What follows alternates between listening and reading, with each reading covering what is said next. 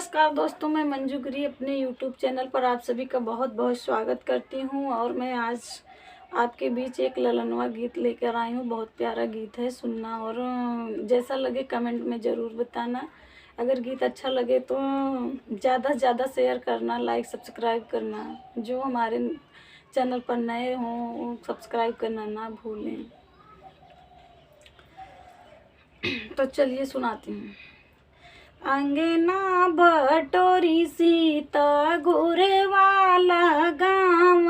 अरे घुरवाला गाँव,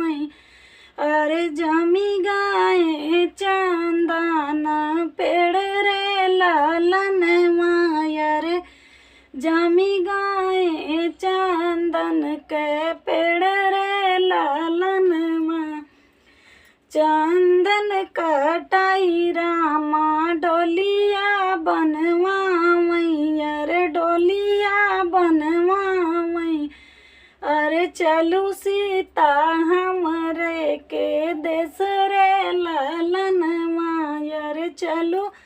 सीता हमरे के देश रे लालन कैसे के चली स्वामी तोहरा के देशवा, अरे तोहरे न सतवा, अरे पापा बिना रहलियो न जाई रे लालन अरे पापा बिना रहयू न जाई रे लालन हमरे ने पापा सीता पापा गोहरायो, अरे पापा गोहरायो, अरे आपन पापा बिसराऊ रे लालन अरे आपन पापा दियो बिसराई रे लालन चंदन कटाई रामा डोलिया बनावई, अरे डोलिया बनावई, अरे चलू सीता हमरा के देश रे लालन अरे चलू सीता हमरा के देश रे लालन कैसे के चली स्वामी तोहरे नी सतवा, अरे तोहरे नी सतवा, अरे भैया बिना रहलियो न जाई रे लालन अरे भैया बिना रहयू न जाई रे लाल, अरे भैया बिना रहयू न जाई रे लालन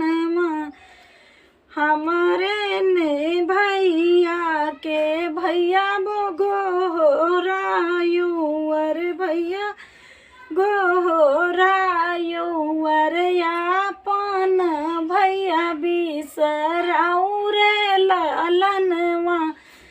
अरे आपन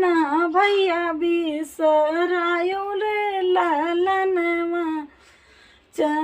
अंगना बटोरी सीता घुरवाला गाँव, अरे घुरवाला गाँव, अरे जमी गाए चंदन पेड़ रे लालन अरे जमी गाए चंदन के पेड़ रे लालन चंदन कटाई रामा डोलिया बनावई, अरे डोलिया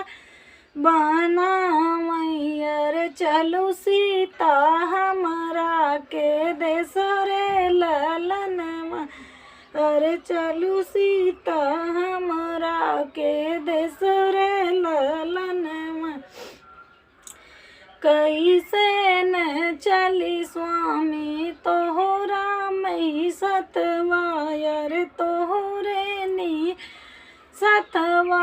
अरे माया बिना रहियो न जाई रे लालन अरे माया बिना रहियो न जाई रे लालन हमरे सीता माया बोलायो रे माया गोहरायो रे अपन माया भूलायो रे ललन माया रे अपने नी माया बिसरायो रे ललन माया। धन्यवाद दोस्तों, कैसा लगा कमेंट में ज़रूर बताना।